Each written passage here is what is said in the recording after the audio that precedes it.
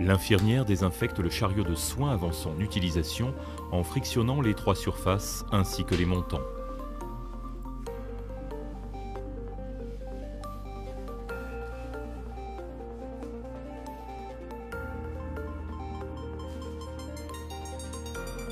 La disposition du matériel Vigigerm, du matériel pour l'antisepsie, pour l'insertion et la fixation, doit satisfaire les principes d'hygiène, d'asepsie et de sécurité.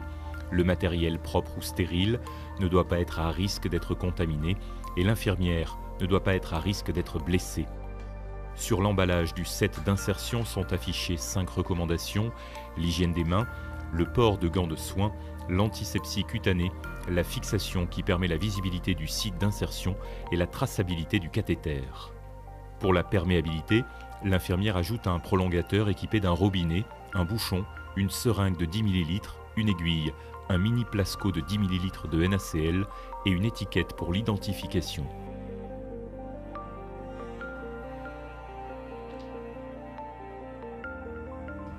L'identité du patient est vérifiée avant de commencer le soin avec le bracelet d'identification.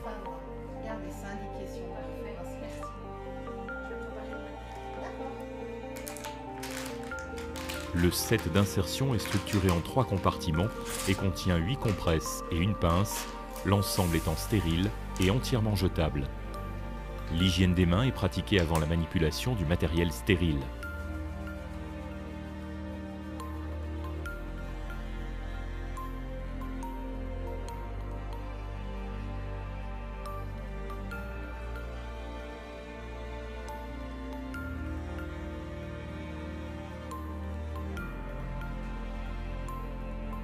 La répartition du matériel dans le set est organisée en fonction des actes de soins et de leur chronologie.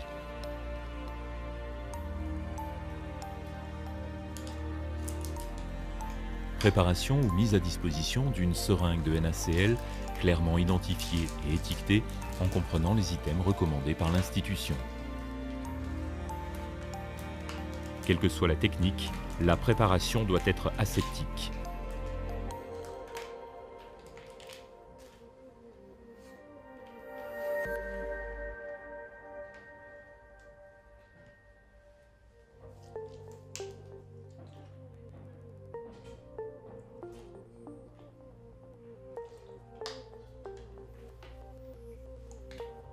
L'hygiène des mains est pratiquée avant la préparation de la seringue et la purge du prolongateur.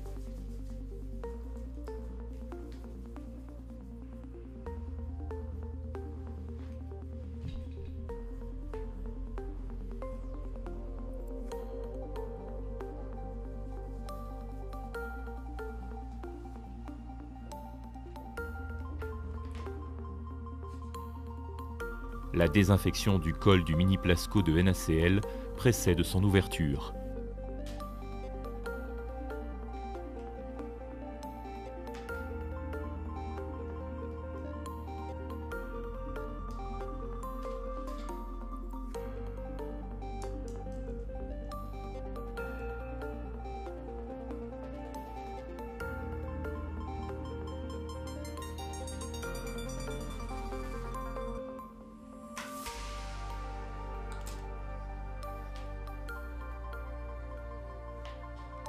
La seringue remplie est connectée aseptiquement au prolongateur avec une compresse imbibée d'antiseptique, puis le prolongateur est purgé.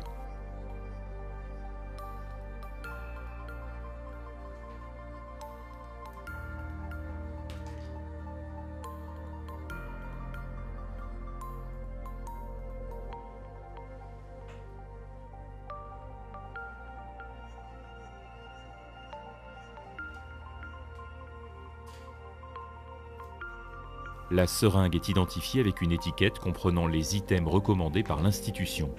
La seringue et le prolongateur sont déposés dans le compartiment avant droit du set. À partir de ce moment, le compartiment avant droit n'est plus une surface stérile, la seringue et le prolongateur ayant été manipulés avec les doigts de l'infirmière. Pour son confort, l'infirmière adapte la hauteur du lit à sa taille et vérifie la luminosité au niveau du site d'insertion.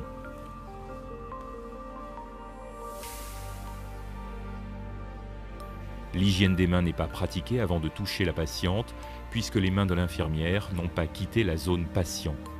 La patiente est confortablement installée, un coussin de position peut être placé sous le membre pour améliorer la visibilité du site.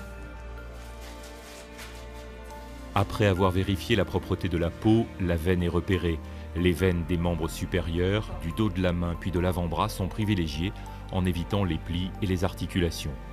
Le garrot peut être serré sur la chemise pour éviter des lésions sur une peau fragilisée. Une antalgie doit être envisagée si aucun antalgique n'est administré à la patiente. À ce stade, on applique une crème anesthésiante sur le site repéré 1 heure avant l'insertion du cathéter.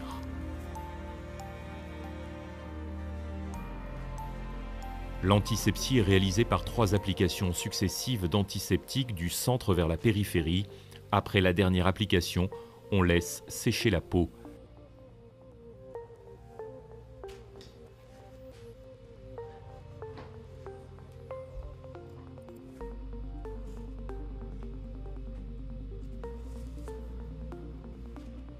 La taille du cathéter est déterminée après le repérage de la veine.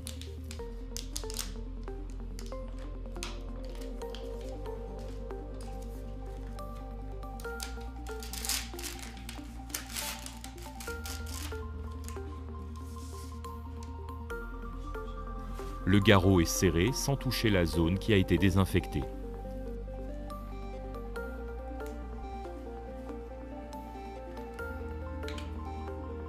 L'hygiène des mains est pratiquée immédiatement avant de mettre les gants et immédiatement avant l'insertion du cathéter.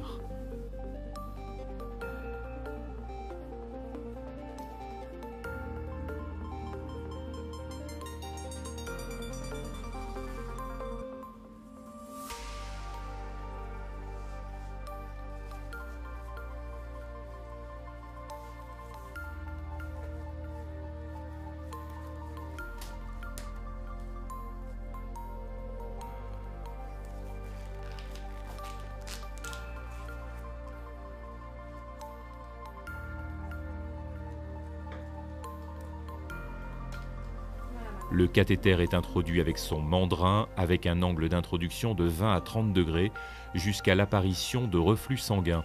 Puis le cathéter est coulissé sur le mandrin jusqu'à la garde du cathéter. Le garrot est desserré pour éviter tout retrait accidentel. L'infirmière fixe le cathéter avec les bandelettes adhésives et le pansement semi-transparent qui doit laisser visible le site d'insertion.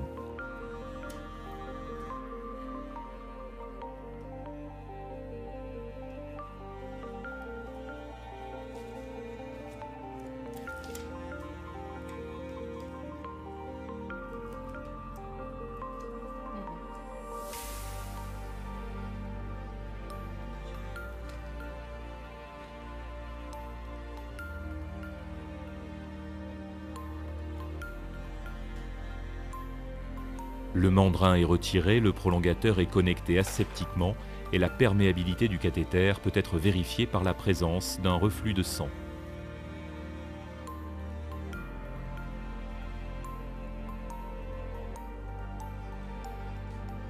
La chronologie des gestes de fixation et de vérification de la perméabilité peut varier et est définie en fonction de la situation de soin. La surveillance d'apparition de signes cliniques, douleur, chaleur, rougeur, tuméfaction, extravasation, écoulement, vénite, est à effectuer pendant toute la durée du maintien du cathéter afin d'appliquer les mesures correctrices nécessaires. En présence d'un de ces signes, le retrait du cathéter doit être envisagé. Le cathéter doit être retiré le plus précocement possible en privilégiant les thérapeutiques orales. J'ai à peine senti.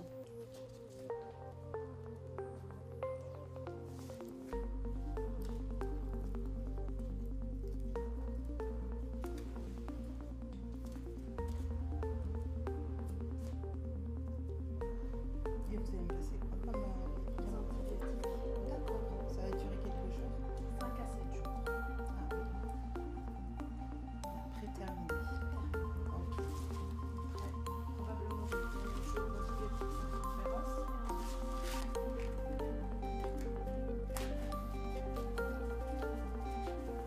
Le retrait des gants est effectué sans risque de contamination avec les mains. et enchaîné avec l'hygiène des mains.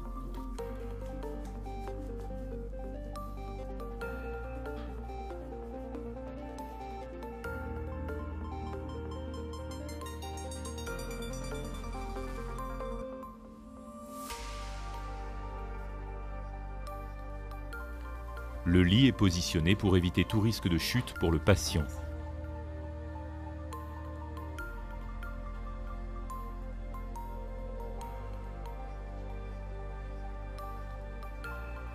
Après le rangement du matériel, l'infirmière pratiquera l'hygiène des mains. L'insertion du cathéter veineux périphérique ainsi que la présence de signes de complications détectés lors de la surveillance clinique sont documentés dans le dossier de la patiente.